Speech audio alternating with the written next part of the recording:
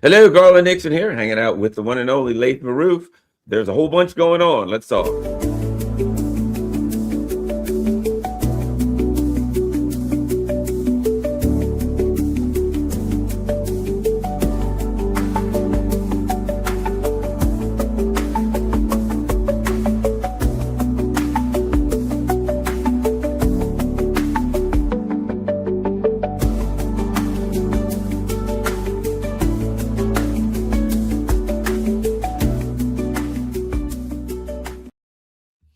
Hello, Garland Nixon here, hanging out with Laith Maroof. And don't forget, go to freepalestine.video. That's freepalestine.video, where you can find out about all Laith's important work. We're going to talk about that later.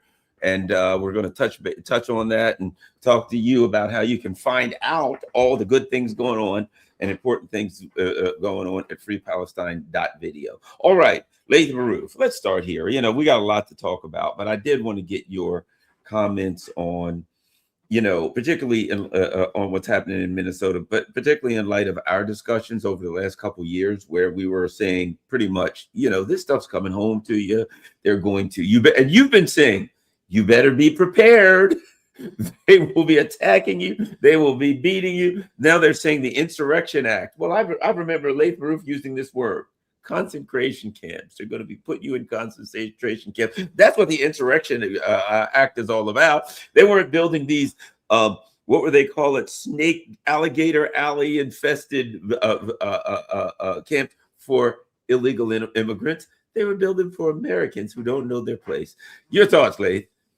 Well, it's clear in my mind that once you dehumanize any people to the point of and I mean a society dehumanizes another people to the point of conducting genocide openly and bragging about it, then all human life becomes, irrelevant to that society. And as we see right now, the United States government that participated in the genocide in Gaza, that brought us Wahhabi death squads in control of Venezuela, that kidnapped the Wahhabi death squads in Syria. Now I'm mixing up all the all the killing fields that the United States is conducting around the world war, and the kidnapping of President of Venezuela, Maduro. Once you're at this stage, and I think most people in the United States maybe started waking up when Greenland, part of the whiteness, a snowy country, that's part of Denmark, becomes a target that's now people started waking up. They're like, wow, even quote unquote white people, Europeans, could be a target of this vicious regime. But now it's still not too late. I say this because, look at us as Palestinians. It's been 80 years of living this nonstop war, and we didn't give up.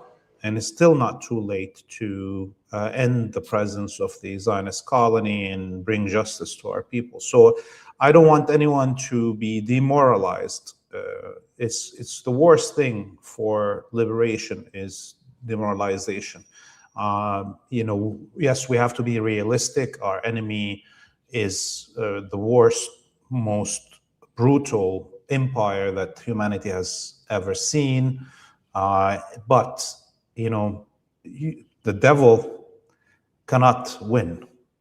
Time tells us that if there is a will, the people have a will, they can resist. And therefore, looking at the US citizens, most of them are armed.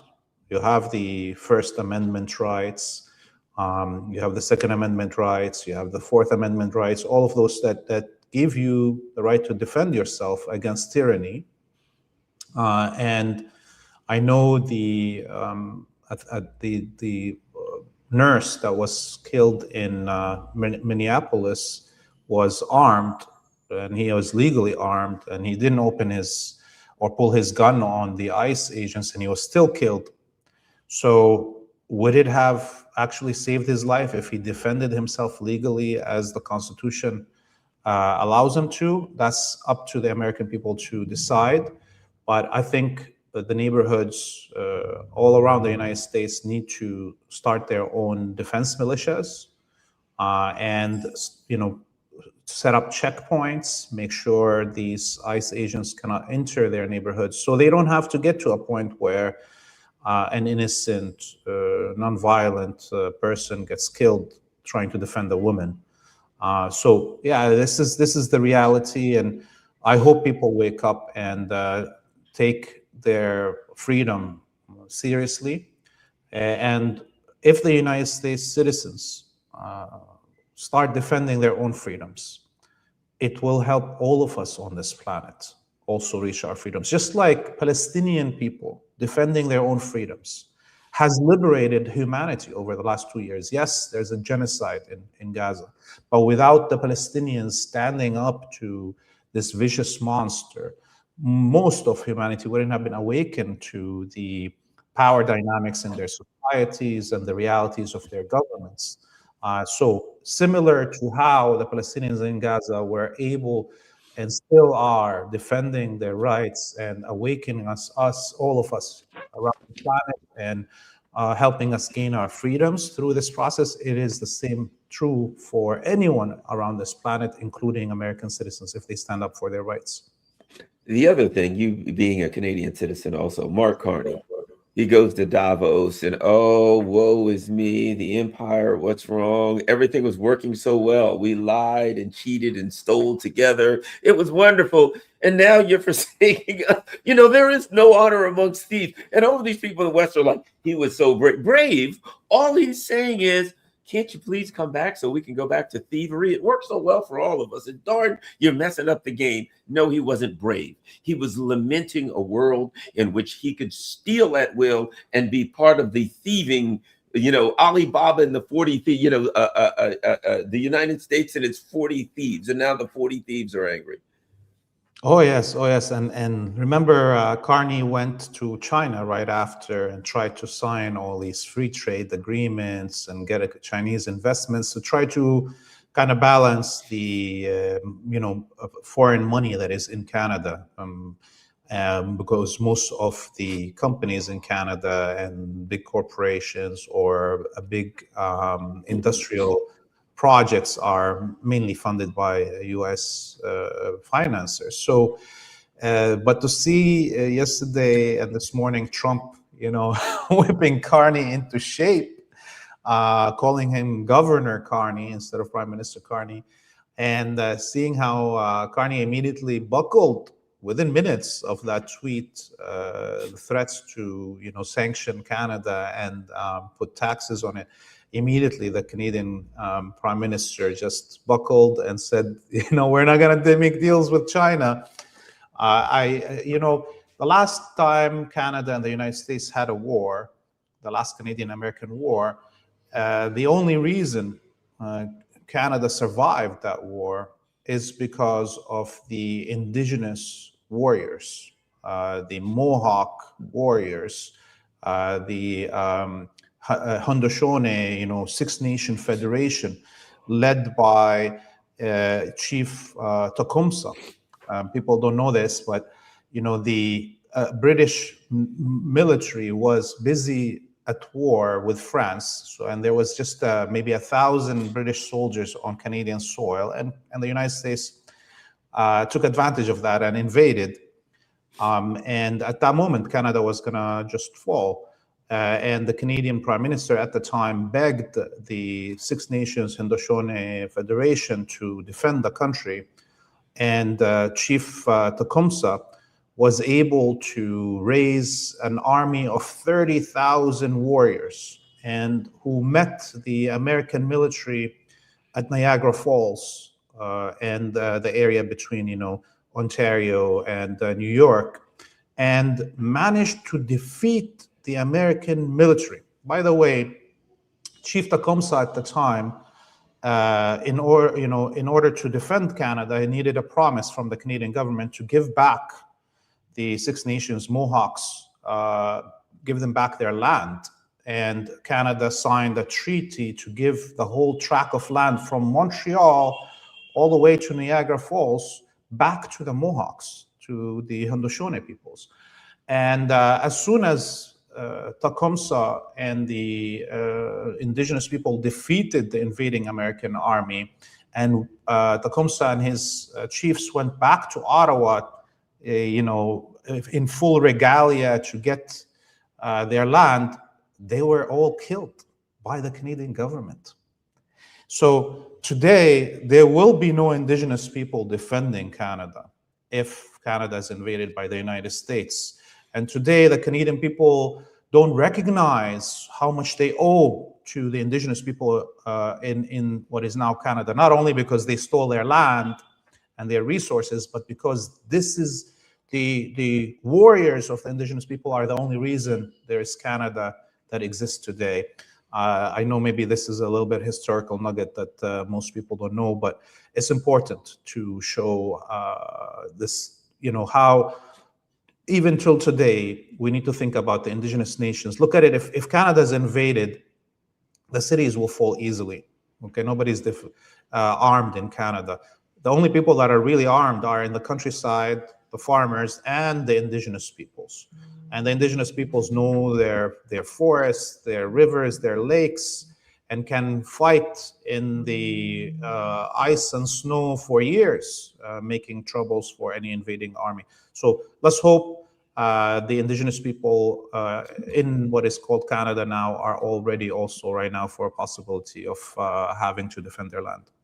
Your thoughts on the threats against Iran? The Iranians are saying if they're attacked, there'll be all-out war. I read that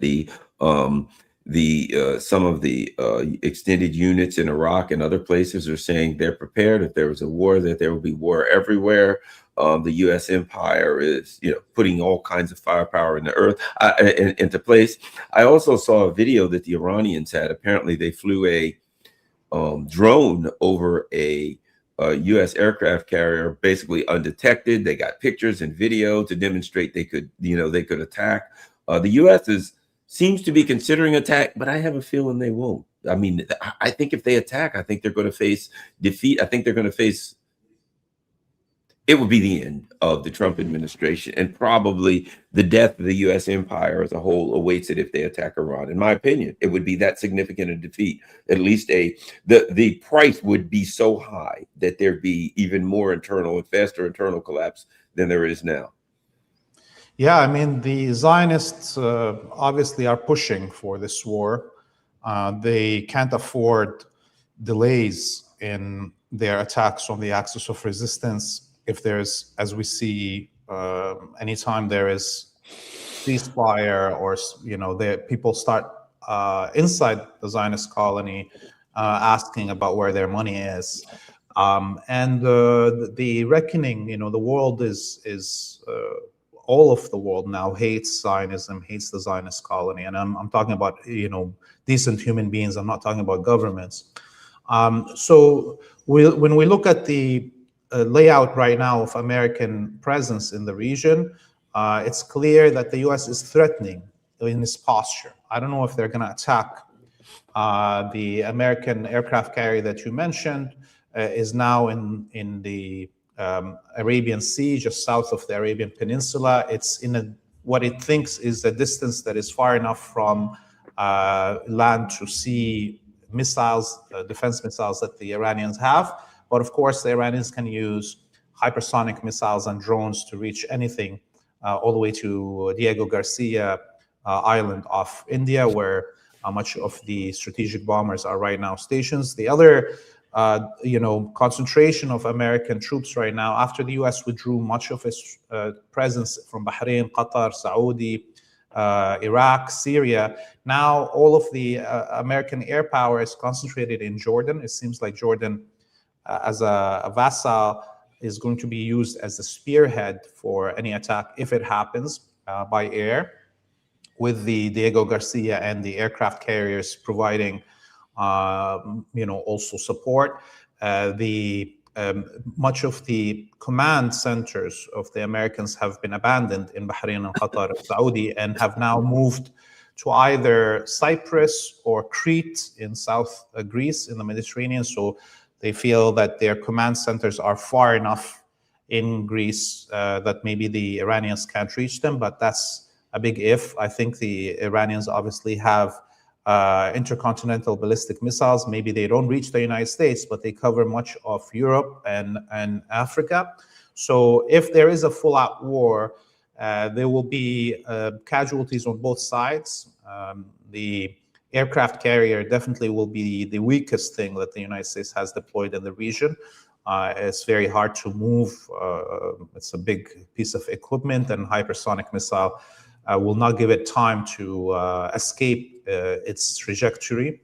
The thing that I'm worried about the most is hearing Netanyahu last week kind of hint threats to Iran that if the Zionist colony is attacked this time, they may use nuclear weapons against Iran. And once nuclear weapons, I think, are used, it's an all-out thing. It's going to be either us or them, and we're going to see a full-out massacre in the region on all sides. It's not going to be anything like any war that we've seen since the end of World War II. Much of the wars that we've been seeing over the last 2 years have been out of the playbook. We're living in a new generation of warfare, and we're all not, I think, ready for it psychologically. I don't think even those who are planning these wars in the United States can fathom the extent of the results of their actions, where they're taking them. They're all depending on all of this AI and mass data collection and so on and the AI is giving them, as the CEO of Palantir and others are telling us, the AI is giving them full plans, and they're putting their trust in this. And I don't think the AI can calculate the social and cultural and global context of these wars. And this is why they're, although they feel that they have advanced so much technologically, in reality, they've lost a lot of the human calculation into these things that the AI cannot imagine. Yeah, I agree. I mean, as soon as the bond markets and all that stuff crash, which would be instant, the internal right now, I mean, look at the United States. What, 18% of the people are in favor of that?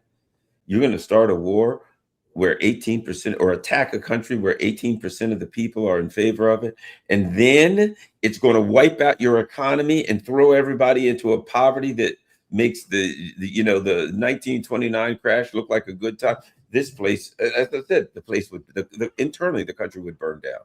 The country would just fall apart and burn down. Especially where they are now, there would be some kind of a armed revolution. When people woke up and are like, oh my God, we've got hyperinflation. Everything I own is worth nothing. Our economy is wiped out. There would be, I fear, and I believe this, some kind of retribution against Zionism in a more broad and unfortunate state. This thing would go real bad, really bad. Oh, yeah. And,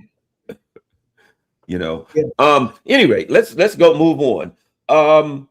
These constant attacks, this war. Now, first of all, the genocides never stopped. Never stopped. They've been slaughtering. They're talking about going to phase 2. Phase 1 was just more genocide, just a different version of it. And now the genocidal attacks have been going on in Lebanon for some period, but they're increasing. What's going on? Oh yeah. Yesterday we were in the south of Lebanon filming, and as we were, getting to our location, there was an attack, huge attack, 3 bunker busters hitting a residential home, and we were just in the area, so we rushed to the scene. It was horrendous, like the shrapnel and the debris covered the whole village.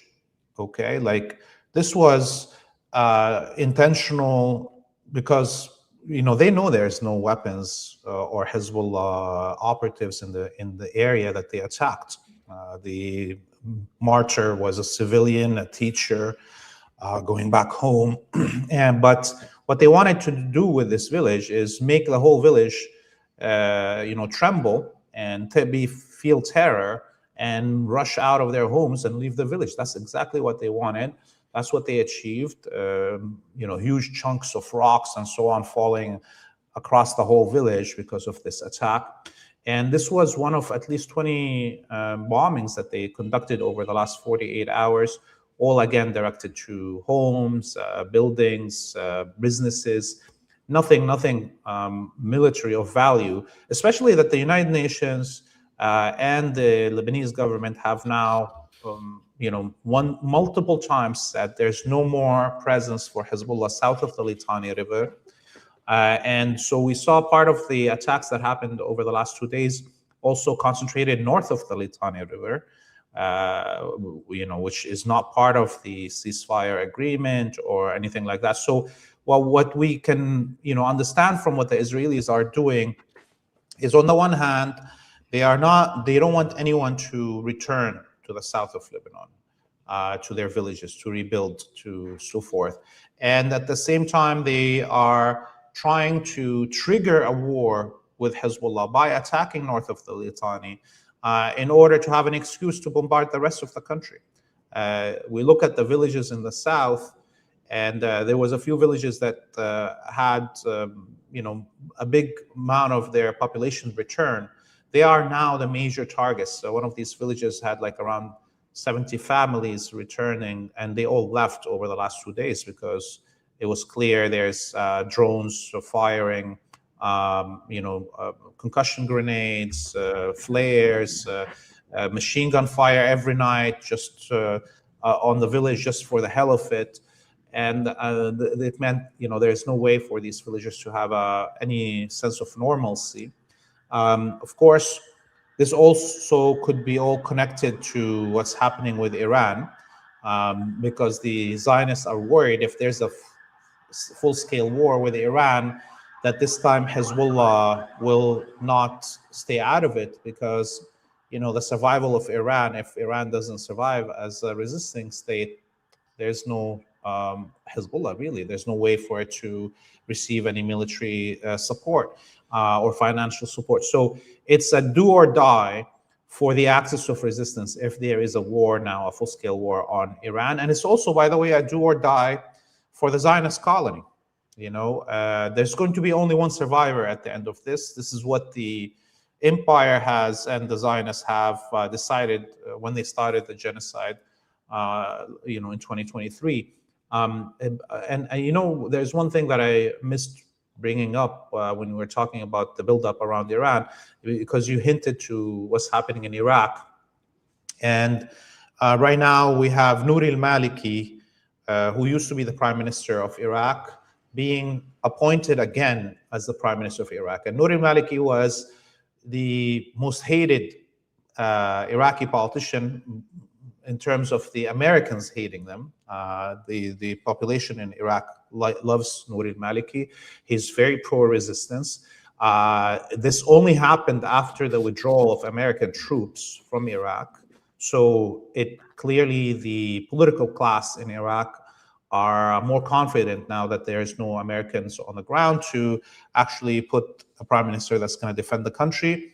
There's all the attacks that are happening by HTS, Wahhabi death squads from northeast Syria after they defeated the Kurds that were abandoned by the United States.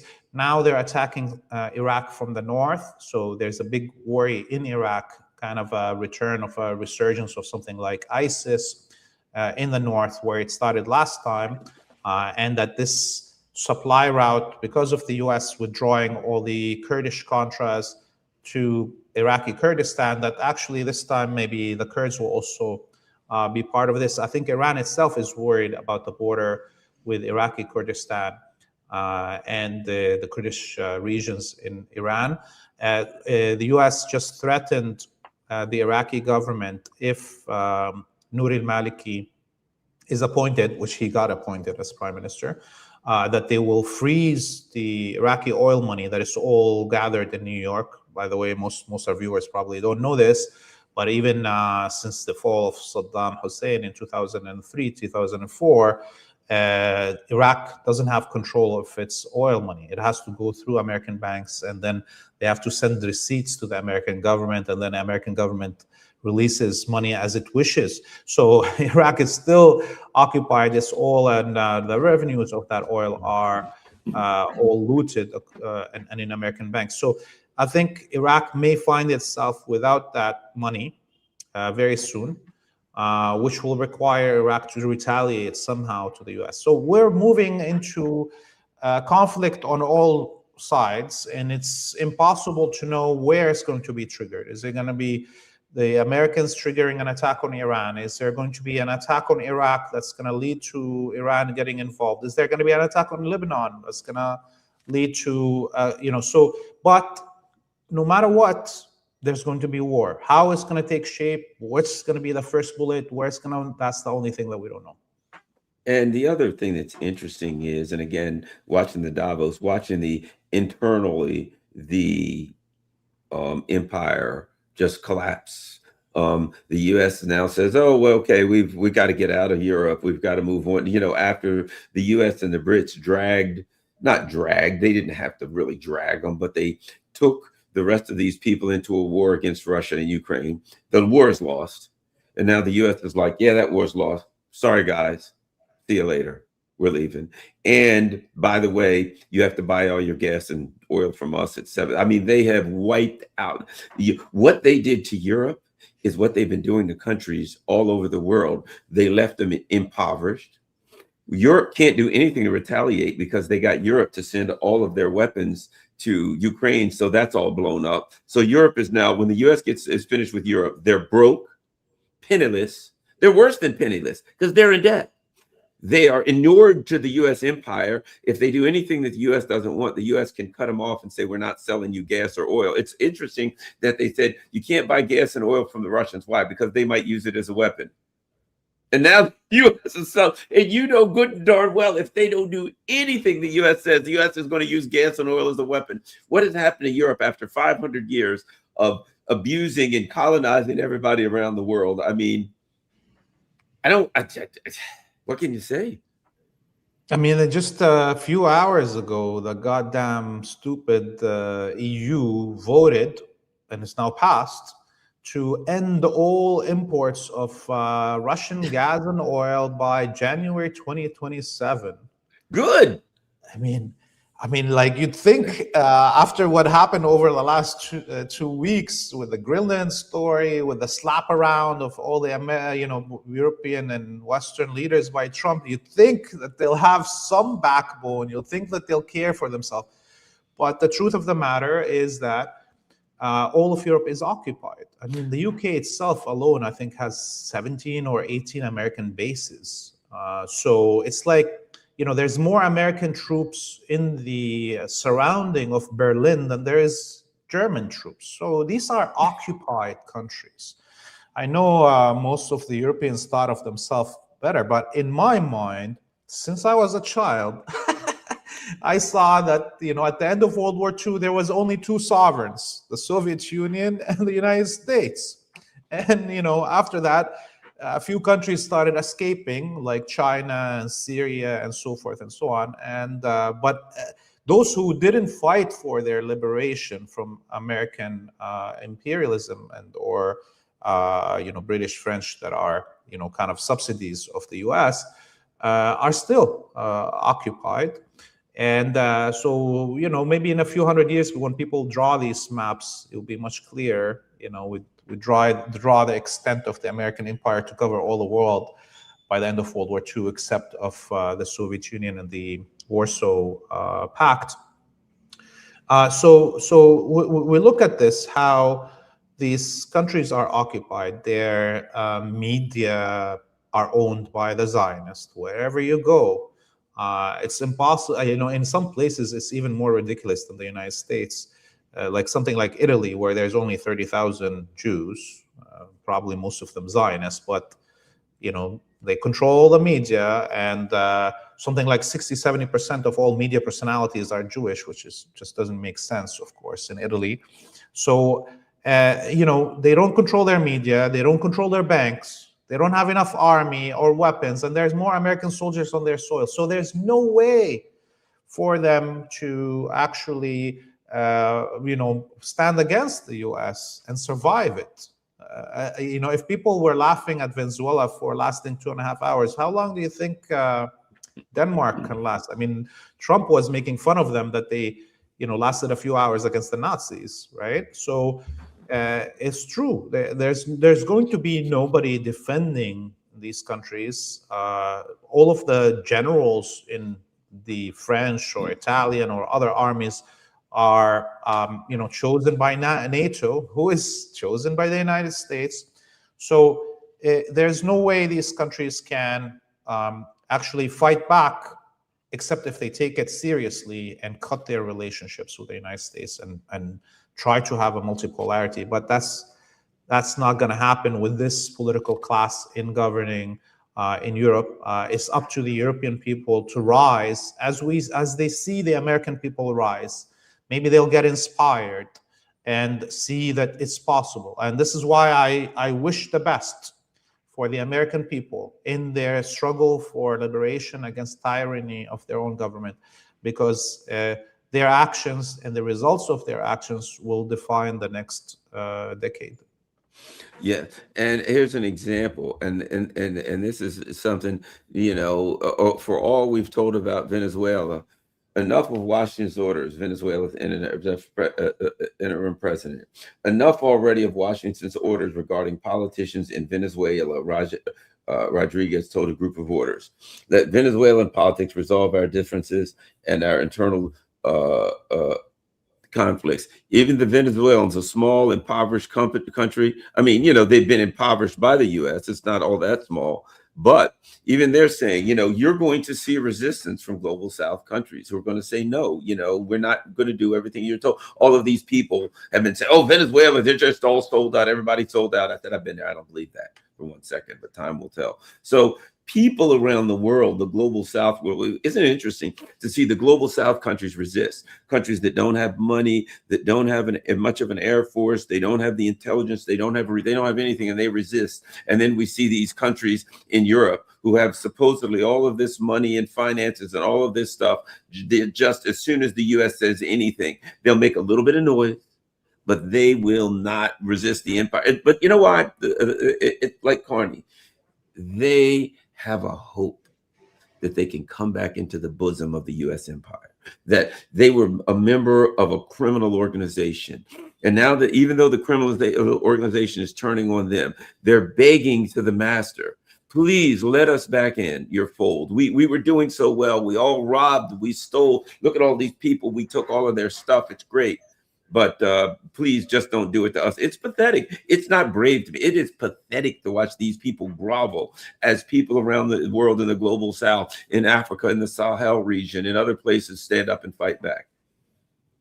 Yeah, look, I'm obviously worried about Cuba because now it stands alone. There's no Soviet Union, there's no Venezuela, there's no, support from Africa or other places where Cuba had given blood and sweat to help liberate many countries in Africa.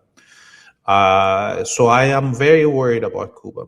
But, I look back, I've always thought about, coming back to the analogy at the end of World War II, there was all these colonial borders that are fabricated, that are specifically drawn up to make it impossible for these peoples to have enough resources and people and so forth to be true sovereigns. And there hasn't been one country except Vietnam that was able to break the colonial borders and rejoin their nation. Okay, I look at what happened in Venezuela, and I wonder, why did the leadership in Venezuela, all the way from the time of Chavez, didn't just merge with Cuba, unify with Cuba? There's all this talk about Bolivarian revolution, but nobody's working to unify Bolivarian countries. We heard the president of Colombia mention, let's have a unity with Venezuela. Where is the Venezuelan leadership that says, yes, let's do that? So for nations to escape colonialism and imperialism today, they must double their efforts to erase the colonial fabricated borders and create large enough nations to defend themselves. And so today, as Cuba is standing alone, and we hear Mexico talk about it continuing the supply of oil and gas to Cuba so people don't starve, why doesn't Mexico offer unification with Cuba? What would the United States do then? Similarly, when we're talking about Iraq, well, there is no Syria, it's all Wahhabi despots. Well, you know what? Iran should enter Iraq and merge with it. End of the story. Let's move on. Let's end these colonial borders and try to create new states that are able to defend themselves against such a huge enemy as the United States. It's interesting you say that, because Jody Brar, who I have on regularly, said that she believes, before this is all over with, that the colonial borders in the Middle East and West Asia will be restored to what they previously were. But she believes that these artificial states that were created ultimately will end up exactly what you said. She predicted that. Your thoughts on well, here's something interesting. The Kurds, they never learn. They side with the U.S. The U.S. stabs them in the back. They side with the U.S. I understand that they're whining to the U.S. or something for help again. Some of them. I know there's various Kurds, but that they are facing the usual treatment from the U.S. where they get thrown under the bus. What's going on?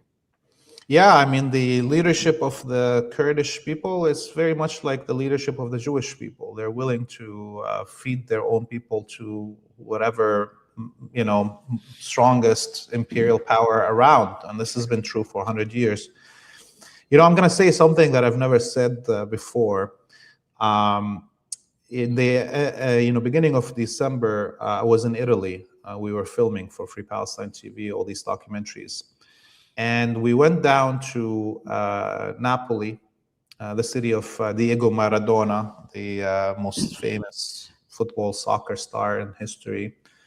And we were trying to film, in Napoli, about how, the team and the city, they all love Palestine, and Diego Maradona loved Palestine, loved Castro, loved Chavez. So we were, this was before the invasion of Venezuela. So we were trying to document this. There was a match in the European League where Napoli was playing. It was a good, day, and we went and interviewed all these people. On the way to the city, before we went, somebody, gave us a contact for somebody to sleep at their house. We went and put our stuff there, and then we went out filming. And at the end of the filming, our host was sitting, at a bar, and a friend of his arrived from the match with their kid, and this Italian journalist that introduced himself and said, his kid is like 13 years old, he's very active about Palestine and so on, but he had some questions about the Kurdish people in Syria. And I said, well, I can help you. So I said the simple, basic history that is undisputed, that the Kurdish people lived in the mountains of Kurdistan, the infertile mountains of Kurdistan, that the Ottomans at the end of their era before World War I were scared of all the minorities rebelling. So they came to the Kurds, gave them weapons, and said, if you go and kill the Armenians, the Syrians, the Assyrians, and the Greeks, genocide them, you can take their land. And that's what the Kurds did. They came down from their mountains, and they were the ones responsible for the vast majority of the killings, Armenian, Assyrian, and Greek. And at the end of this genocides that they conducted, the Turks turned around and started killing them. Fortunate for the Kurdish people, Arabs are less vicious. And although they were participating in the genocide of Syrians in what is now Turkey, we took them in as refugees in the 1940s and 1960s when they were carrying arms against the Turks. And unfortunately, these Kurds turned around the people that hosted them, even though they killed us, and participated in the genocide of the Syrian people and the looting of our resources with the American backing. At this moment, our host said that this was midnight, by the way, in Napoli. He says, we have to leave. He's going to throw us out in the streets. I was like, what do you mean? He's like, you can't sleep at my house. I'm like, why? He's like, because you're an Arab nationalist, Arab chauvinist. I was like, did I say anything wrong? Can you, any of my historical analysis there is wrong? He's like, it's not about that. You're against the Kurds. I was like, have you ever met a Syrian before in your life? He's like, no. I was like, you have a chance right now. Ask any questions you want to ask. He refused. And then it turned out that his friends, Italian friends, went to northeast Syria, carried arms on the side of the Kurds, under the flag of the CIA and the Americans, and were killed in Syria. So now the guy is throwing us out of our house. And I was like, listen, if I end up going to Syria, but I know I can't go to Syria now, they'll kill me also. And I find the grave of your two friends, I'll piss on it. He lost it. But come on, man, this is how crazy a lot of the left in the West, because of their inability to study history of really what happened and how much innate racism there is against Arabic people because of all of the propaganda that's been fed to them for 100 years. They would support Kurdish militias looting and genociding and taking land from Arabic people rather than ever admitting that the Syrian people were, wronged. And now today, with the Wahhabi Contras taking over the land that the Kurds have occupied in Syria, there's quiet. Those who supported the imaginary Rojava are now quiet because Master said, be quiet. When I was on Radio Sputnik, we used to have this guy that would come on, and he was from like Kurdistan.org or something. And he would come on and talking about how, with the Kurds, we just want our own homeland. And I'd be like, okay, so you feel like you don't have your own homeland, but you want to go to somebody else's country, somebody else's land, and take some of theirs so you'll have yours. That doesn't seem fair. And I'd say that, the U.S. keeps stabbing you guys in the back. Remember what happened with Saddam Hussein in 1992?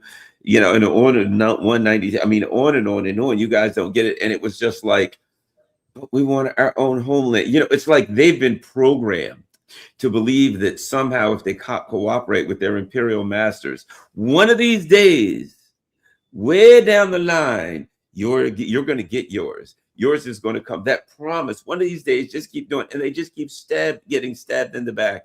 And the Kurds are just a suicidal group to me. They're just suicidal and thinking that somehow they can, and you watch them do a genocide and you still think that somehow if you cooperate with them, that they're going to somehow, it's insane. Yeah, I mean, the Western leftovers have really made them feel as Kurds that they are somehow in a different category than the rest of the brown and black peoples, of this world, because, they put up their posters of their female fighters with green eyes and they jerk off on them, basically, literally, right? So this sexualization of the Kurd and so on, it got to the Kurdish head themselves. They now think really like whites love us somehow, different than how Arabs and Iranians or black people are. I have no problem with Kurdish people having their own homeland in the Kurdish mountains, their historical lands, which are mainly in Turkey. But they put down their weapons against Turkey. The only people that were defending them and giving them weapons and training were the Syrians, and they turned on the Syrian people. And now it seems like the leadership of the Kurdish people is agreeing to become a tool against Iran. This is what's crazy. It's like they didn't learn anything from Turkey. They didn't learn anything from their experiment in Iraq, their experiments in Syria. Now they want to do the same as they did in Iraq, Turkey, and Syria in Iran. and Iran is not going to be, I think, as patient as the Syrian government is. And they, for Iran, the Kurdish population is the most dangerous factor, because although there is separatists in Baluchistan, Baluchistan is just a desert. It's easy to fight back some separatist movement there, or in Azerbaijan. Again, Azerbaijan borders is just a flatland, but the border with Iraq, where the majority of the Kurdish population is a very mountainous region. So it is the biggest threat to the national security of Iran, is the possibility that the Kurdish leadership somehow collaborates with the Americans and the Israelis to create troubles.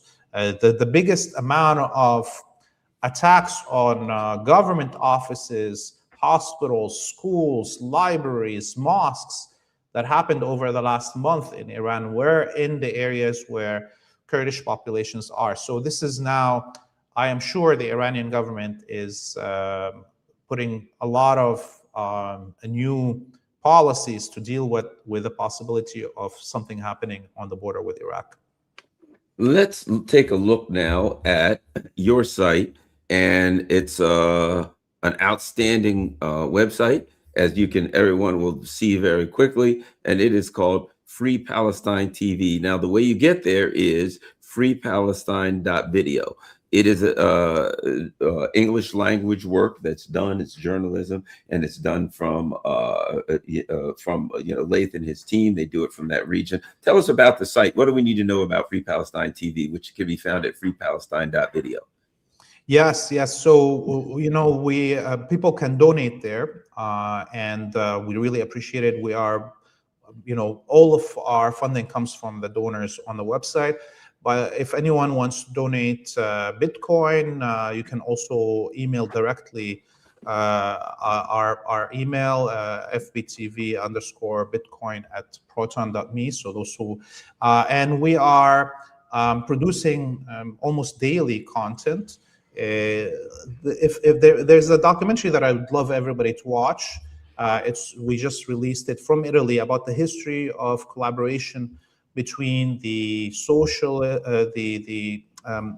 fascist of Mussolini and the Zionists prior to and during World War II. People don't know none of this history much. A lot of people know the history of collaboration between the Nazis and the Zionists, but people don't know how Mussolini helped build the core of what was to become the Zionist Navy outside Rome and in the port of just outside Rome. There's so much stories that people can watch this documentary. It's 20 minutes. It's not very long. It's unbelievable information. And we're doing, field reporting from Lebanon. We're covering all the military operations. We have in-depth interviews on Wartime Cafe, and we're traveling to locations around the world to film the history of resistance to Zionism and to dictatorship and fascism all around the world. So we filmed from Greece, we filmed from Italy. We're going to be filming soon, inshallah, from other locations. So anything that has to do with Palestine, you'll find us, and it's all field reporting. So you're getting to come to the locations with us to see with your own eyes what is happening. And I hope, we've been doing a good job over the last 2 years. All right, everyone. That's FPTV, Free Palestine TV. And the way you find it is freepalestine.video. That's how you get there. It's freepalestine.video.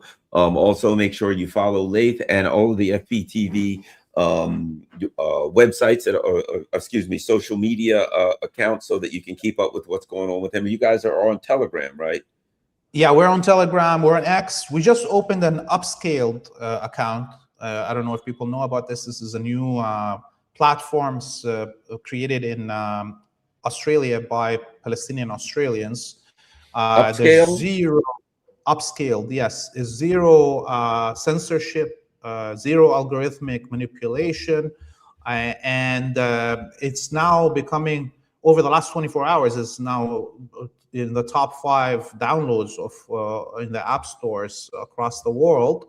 And so even if you people want to open a new account there and find us at Free Palestine TV, just so they can actually see the content coming out and then share it on all the social media, because our account on X is heavily restricted, and only those who interact with our posts actually see our content on their feeds. So a lot of people are just missing our content on X and other locations. So people should go to Upscaled and open an account and at least be able to see our content without the algorithmic manipulation, and then you can share it on whatever social media platform you are. We're on Patreon, we're on Substack, we're on Rumble, on Instagram, on Facebook and Threads. So we're on as many possible platforms, and find us on all of them. All the links are on our website.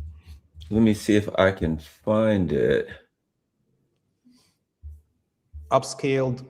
I've got to see one. Is it up scrolled? Oh, sorry, upscrolled. Yes. Up scrolled. But it is like it is totally. Oh, here we go. So everybody can see it.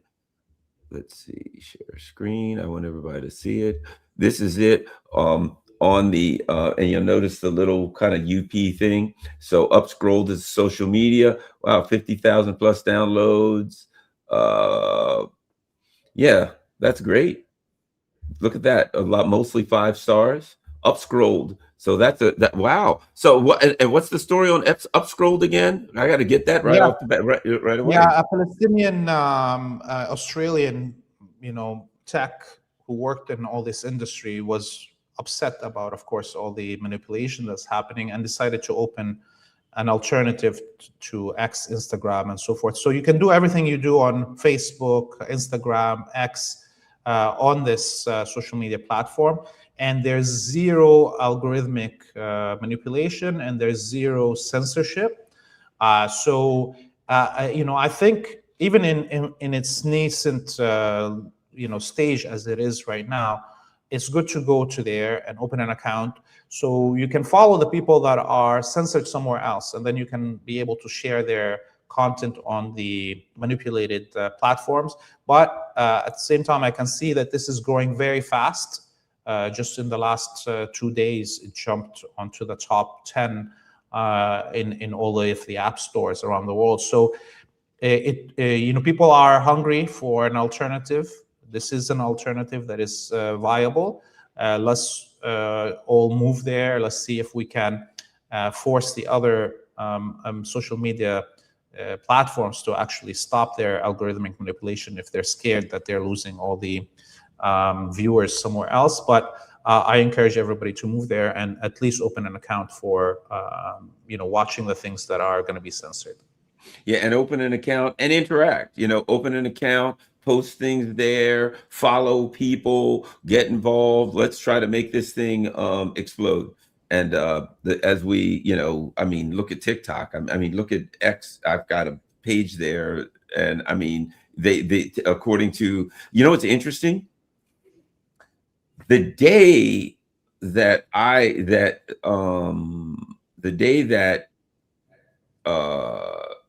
X sent me the message in the morning that said, "Oh, Garland, we think there's been a problem with your account, and we need you to change the password." And then later on, they sent me the same email. We don't know who owns this account. We can't. We don't. Even though in the morning they send you an email that says, "Hey, there's been a problem with your account. Change the password." In the evening, they send you another one that says, after going back and forth, yes, well, you need to do this. Oh, that didn't work. Well, try this. Well, that didn't work. Well, here, that didn't work. Then they send an email that says, well, we can't verify you as the owner of the account. We just sent you 10 emails in a row about this account, but we can't verify you as the owner. That was the 23rd of August. Guess what happened on the 22nd of August? An Israeli Zionist firm took over. X hired them. And their job was to determine who was who on X and to, verify, right? So August 22nd, an Israeli Zionist firm comes in and their job is to verify who's who for X. The next day, they go back and forth with me all day and then say, we can't verify you. Sorry, your account. The next day, Yeah, uh, last week there was this, it seems like a loophole in Grok, and people were asking Grok about the algorithmic manipulation of their accounts. Just a side note here, Grok is not available in Lebanon. You can't use it. So somebody did this, asked Grok about Free Palestine TV's account and send us the results. It says, clearly Grok and X knows that we are a primary source of information, that we are mainly producing field reporting, high professional quality. This is according to Grok. But they still have us as 70% throttled. And only people that reply to our posts will see our posts in their feeds. It makes it impossible to do any work on X when nobody sees your stuff, and people have to come to it directly and interact with it. Another thing that happened to us with YouTube, after 2 years, out of the blue, YouTube sent us an email saying, oh, hey, you are now eligible for monetization. So we went through the process last week, and within hours, the average number of views on our videos were halved. So a short would get 3,000 usually views. Now it cannot get even 1,000 views. Our full documentaries usually were getting 30,000 views. Now they're down to 3,000 views each documentary. And so I'm like, maybe I don't want your money, because honestly, there's not going to be much money if you're going to manipulate the numbers so badly. But it doesn't make sense that you monetize me and suddenly I am half or less views because of this monetization. So we have alternatives, obviously, to YouTube, but Rumble, doesn't get like 1/10 of the views. The funniest thing is that we're on Substack, which has around 2,000 followers there. And the same videos that we post on YouTube, which were at around almost 40,000 followers on YouTube, is getting the same amount of views on Substack with 2,000 followers as in YouTube. So it's illogical, doesn't make sense. It's all a lie, these numbers. I don't believe them. And we were walking in the street in Athens and in Rome and in Napoli, and people were stopping me. Yeah. People that are not Arabic, they're not Muslim, they're not leftist even. And they're like, are you Laith Marouf from Free Palestine TV? I was shocked. This means that there is, thousands of people are watching us on a daily basis for us to be known in the streets of Rome and Athens.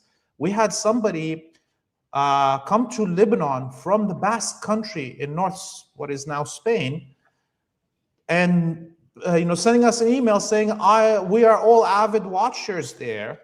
Can we meet you?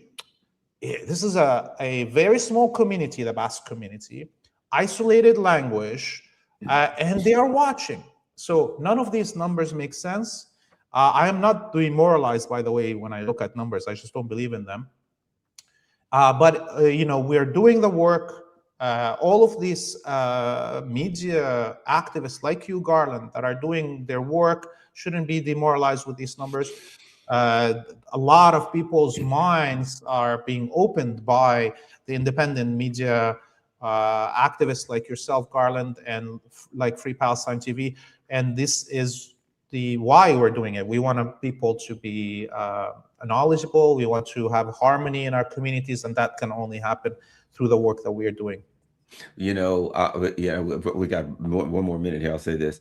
I remember Bibi Netanyahu went on some podcast from these Canadian young people, and they said, yes, they're one of the biggest podcasts amongst young people. Nobody knew who they were. And when you went to there and they had Netanyahu on, they asked him things like, what's your favorite food? Things like that, right? They treated him like some pop culture figure, and they said, yes, they're really big. And nobody I could find knew who they were. And I went to their page, and it was like they had like 5 million followers, and everything they had up had millions of views. And I'm like, Nobody ever anywhere has heard of these people. But when I look on their page, millions of followers, millions of views. And so it's obvious that people like us are getting millions. Same thing. I get in a train, I go to New York, and people are like, "Are you Garland Nixon?" I'm like, "Yeah." "Oh, I love your stuff." I went to the airport. A TSIA guy, I might have told you. I handed my my license. He goes, "Garland Nixon." I thought, "Oh crap, I'm in trouble now." I said, "Yes." He goes, "I watch all your stuff. Good work." And I'm like, how in the world? I'm only getting a few views and everywhere you go. Well, we'll keep up the good work. And the fact that I put it like this: if they are not throttling you, if they're not hiding your views, you must not be doing any good work. So let's be glad. That's the only way we know we're doing the right thing, Laith. Thanks a Great. lot, everybody. Thank Remember, you. it's freepalestine.video. That's where you want to go. You want to do two things. If you can afford to, please, you can do a one-time donation, but it would be great if you could make it monthly. And additionally, whether you can or not afford to, just get freepalestine.video and share it on all your social media platforms. I tell everyone in the chat, you guys may think like you can't do anything. You can. If all of us together work together, if you all put up freepalestine.tv, which is freepalestine.video, which is Free Palestine TV, Free Palestine. If you put that up, put that link up, and put a little note with the post that says, "Hey, everybody, go here, check out the good work, and donate if you can," then you're part of the fight. Thanks a lot, Laith Maroof. Thanks a lot, everybody. Share this on all your social media platforms.